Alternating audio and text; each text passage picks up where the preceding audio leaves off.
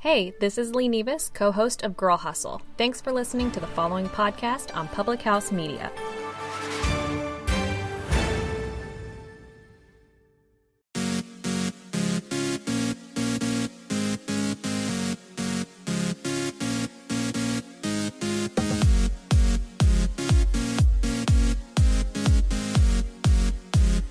The journey of 1,000 miles begins with one step.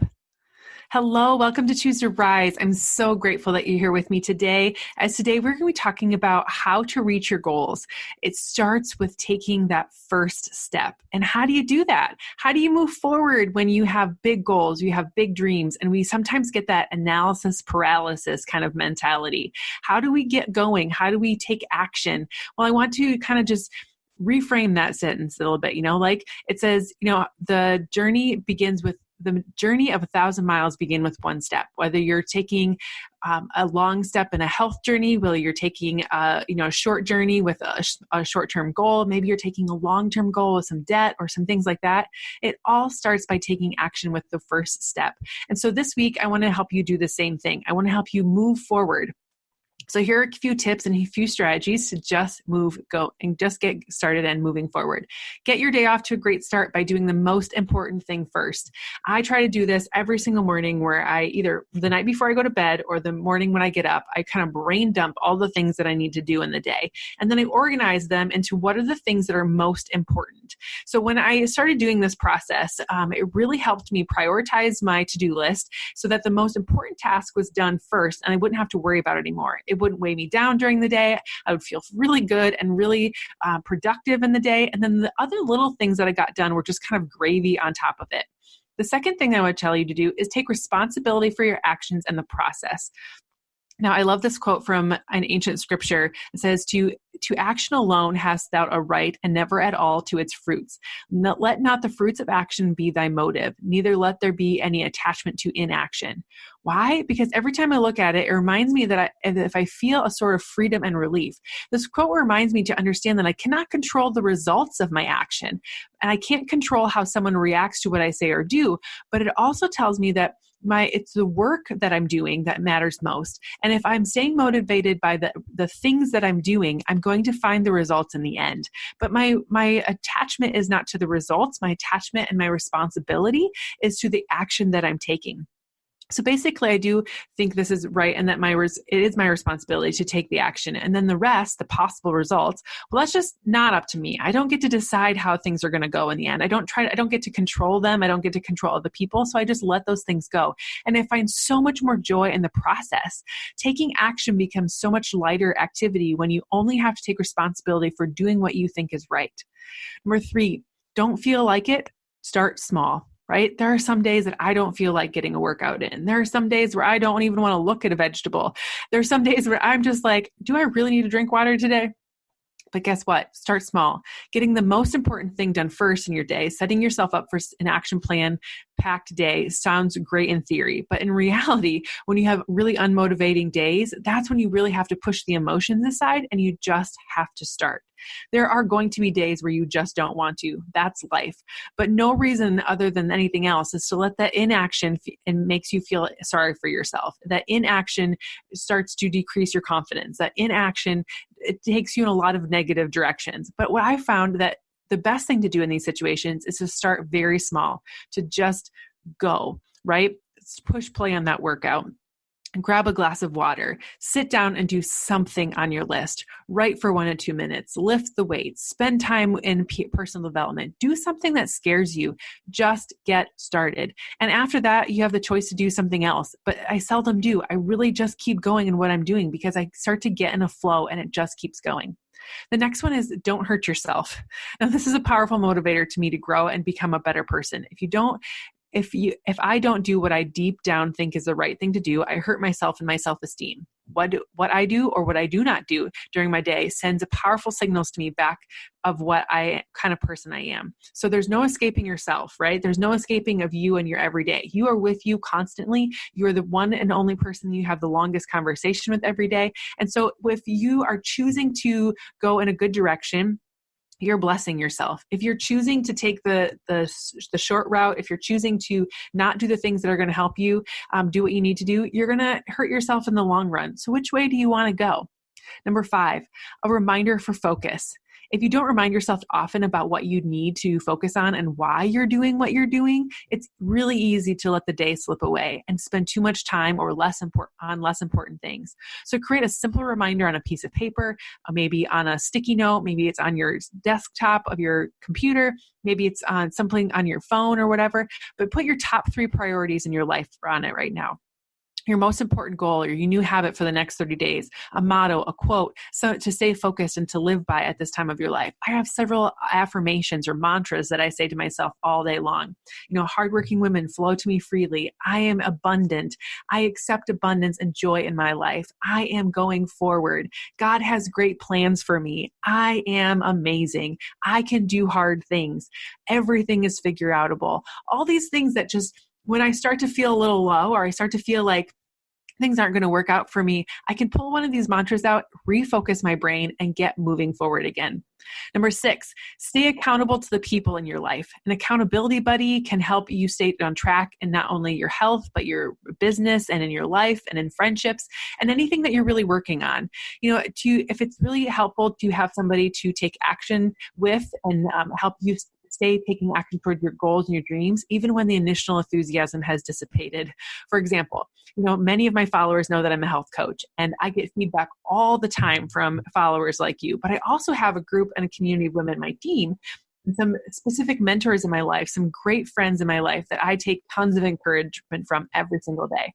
I work closely with these people, and we check in with each other on the great days and on the low days, and we help each other stay accountable to our goals. We both know, just thinking of one person in particular, we both know that we have big dreams for ourselves, that we have big goals for ourselves, and we stay accountable to each other by pushing each other. So like when we start to get low, or we start to maybe disappear, or we start to say things that aren't in alignment to our goals, we can challenge each other and go back to that.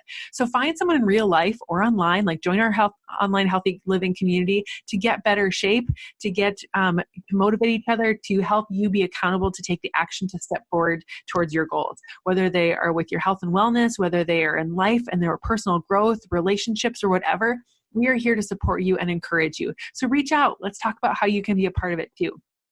Number 7, cycle fully focused work and fully relaxing rest. Get your kitchen timer and access the stopwatch function on your cell phone. Set the timer for 45 minutes. During those minutes, just work.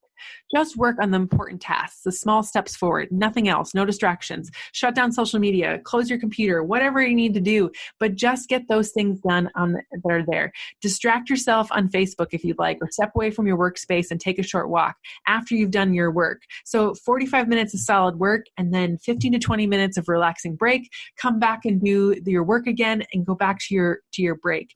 Doing this kind of cycle helps yourself really stay focused in the time periods that you have. You'll get more done and do more work of higher quality. You'll be able to concentrate for longer times in your day and your week and get less tired. You will train yourself to focus on one thing at a time and really stick your mind to, and you distract your mind from getting distracted from other things. You're going to build up, and in the building up of friction and stress that's in your life is going to get released and be away from you. And you'll be able to enjoy your rest periods without a guilty conscience, because 45 minutes of work then becomes 25 minutes of rest. And procrastinating halfway through your 25-minute period isn't going to help you get where you need to go. So set the timer for whatever time maybe you need. Maybe you need 15 minutes set aside for this, or maybe you need 20 minutes set aside for that. Maybe you set a specific timer for a specific task and you just get moving on it. The Life Coach School with Brooke Castillo has an amazing episode called the 1 Hour Monday, or 1 Hour Monday something with the schedule. And it's a great way to prioritize all the things that you need to do in a day, plug them into your calendar with certain chunks of time, and only give yourself those 20 minutes to get that assignment done. Only give yourself 1 hour to work on that project. And when the time is up, you move on to the next thing that's in your calendar. And you'd be amazed at how much you get done in a day. Number 8, focus more on how to and less on the what ifs, right? A lot of us, one of the biggest regrets in so many people's life is the worry of what if might happen, right?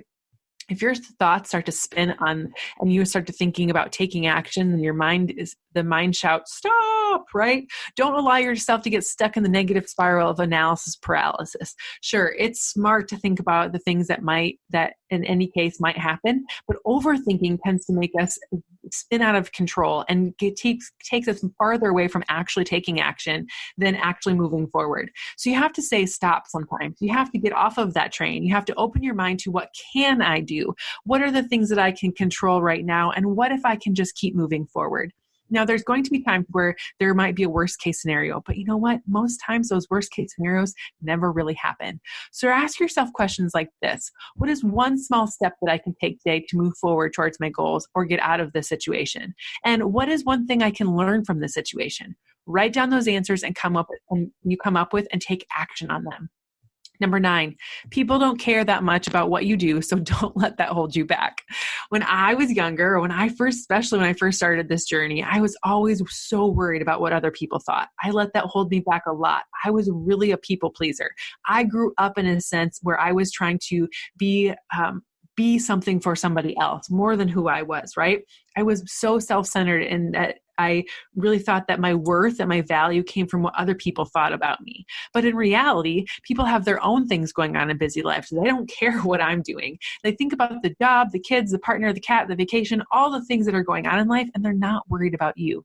So a realization that can be a bit disappointing sometimes, but it also can be super freeing in knowing that you don't have to live up to other people's expectations because they have their own expectations of themselves.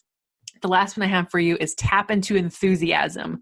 When you dream that when you want to get started on something, new life and enthusiasm flows like a fountain. You're excited about it. Things are happening in a great way. And then it starts to fizzle a little bit. But what you need to do to get back into it is just tap back into that enthusiasm. Make enthusiasm a part of your surroundings. Let the enthusiasm of your accountability buddy flow over to you and create a flow back to him or her by being enthusiastic about the goals. Listen to uplifting podcasts or audiobooks by inspiring people. Read blogs and websites. Take courses that help you get an amazing dose of enthusiasm every week. Let the enthusiasm from friends, kids, pets, let those things, that energy flow to you. Listen to positive music, positive movies, and increase your joy for life. Bring the enthusiasm back to life and add a lot more fun into your day. Take time to celebrate what you're doing. Change your perspective on what you're doing in life, lighten up a bit, and have a great time. You will find so many things to be able to help yourself motivate yourself to get going. But what do you have to do to get on that long journey? It takes one step at a time. And it just all starts with taking that first step, getting forward. I hope today that you find something that's going to motivate you to get moving. I hope that you find something that increases your self-esteem, that helps you think good thoughts about yourself and help you feel good about who you are and how you can spread that love to other people. One way that you can do that is to share this podcast with other people you know and love. Share it on your social media, leave a rating and review at Apple Tunes or Apple Podcasts, and I would love and appreciate you so very much if you were to do that. All right, guys, thank you so much for joining me today. I hope that something here spoke to you and that it feels so much better, that you're able to rise up out of your current situation to live your best life. Have a great one. See you later.